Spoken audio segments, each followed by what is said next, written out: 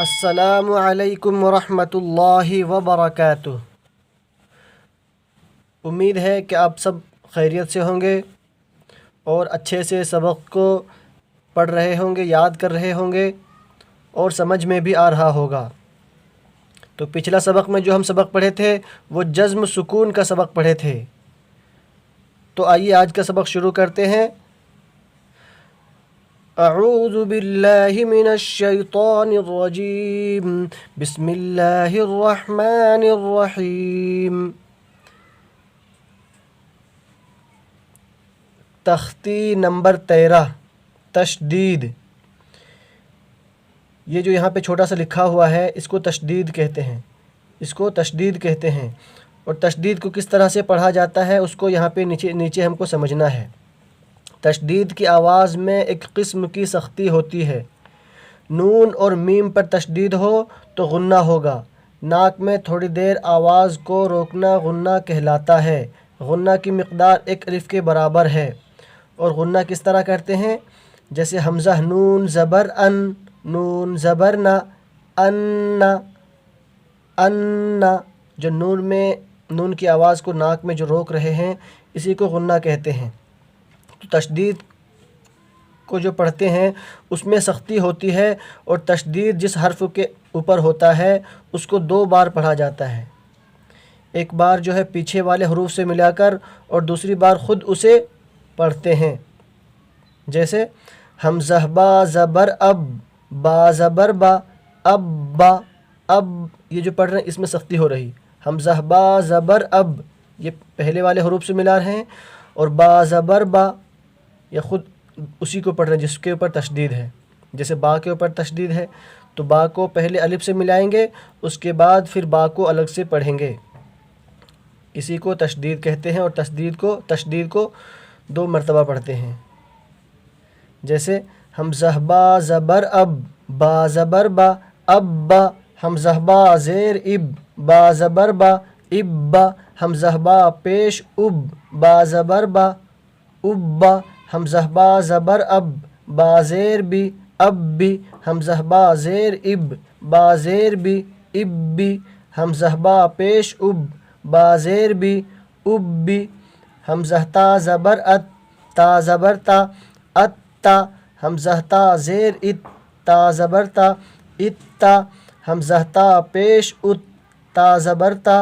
ات تا، حمزہ تا زبر ات، تا زیر تی، ات تی، حمزہ تا زیر ات، تا زیر تی، ات تی،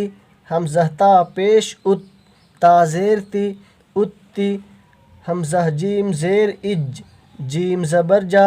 اجا، حمزہ جیم زیر اج، جیم زیر جی، اجی، حمزہ جیم زیر اج، جیم پیش جو، اجو، حمزہ جیم پیش اج، جیم زبر جا، اجا،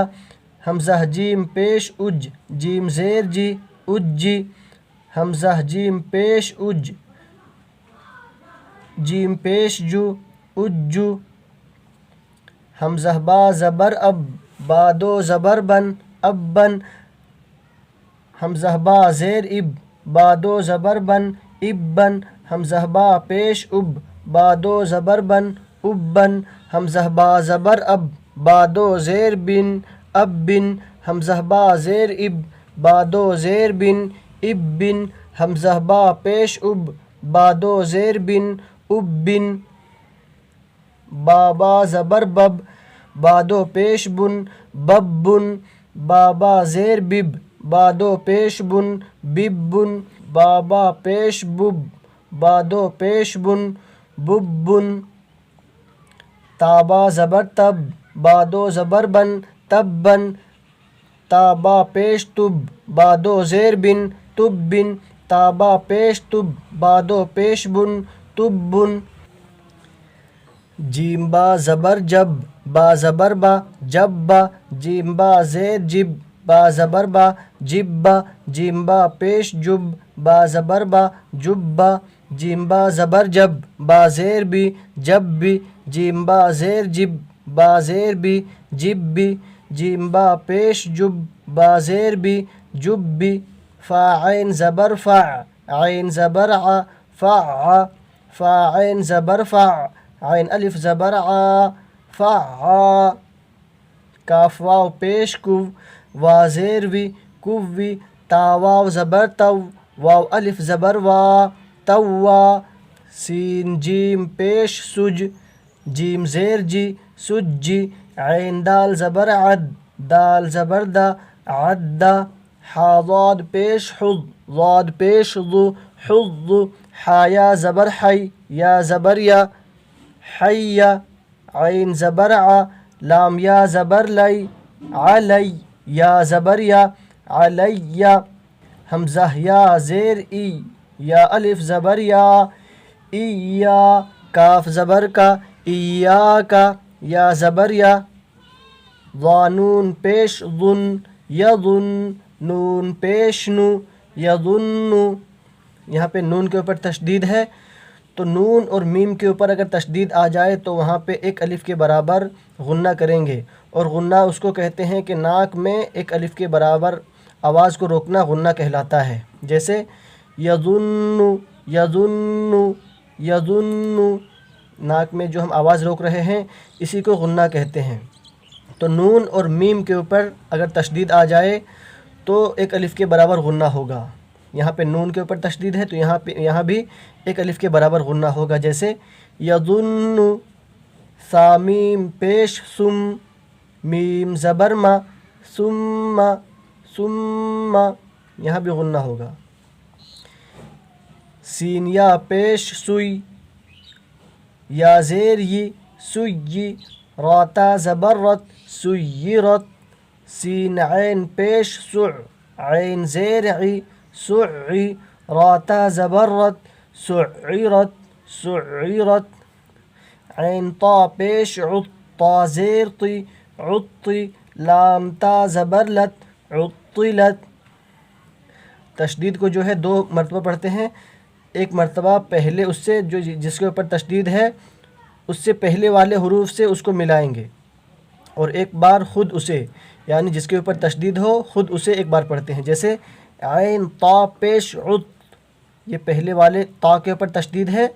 تو عین سے پہلے ہم تا کو ملا رہے ہیں اور پھر تا کو پھر سے پڑھیں گے، جیسے عین طا پیش عط، تا زیر تی، 2 مرتبہ تا کو پڑھ رہے ہیں۔ تو اسی طرح جس حرف کے اوپر بھی تشدید آ جائے اس کو 2 مرتبہ پڑھیں گے، ایک مرتبہ پہلے والے حروف سے ملا کر اور ایک مرتبہ خود اسے، جیسے عین طا پیش عط، طا زیر تی، عطی، لام تا زبر لت، عطلت۔ تو امید ہے کہ آج کا سبق بھی آپ کو اچھے سے سمجھ میں آ گیا ہوگا، اور آپ سب بھی بہت اچھی خیریت سے ہوں گے۔ تو انشاءاللہ پھر اگلا سبق میں ملاقات ہوگی، تب تک اپنا خیال رکھیے اور سبق کو اچھے سے یاد کرتے رہیے اور وقت نکال کے تھوڑا سا محنت کرتے رہیے، تو انشاءاللہ امید ہے کہ آپ بہت جلدی سے تجوید کے ساتھ قرآن کریم کو پڑھنے کے لیے سیکھ جائیں گے۔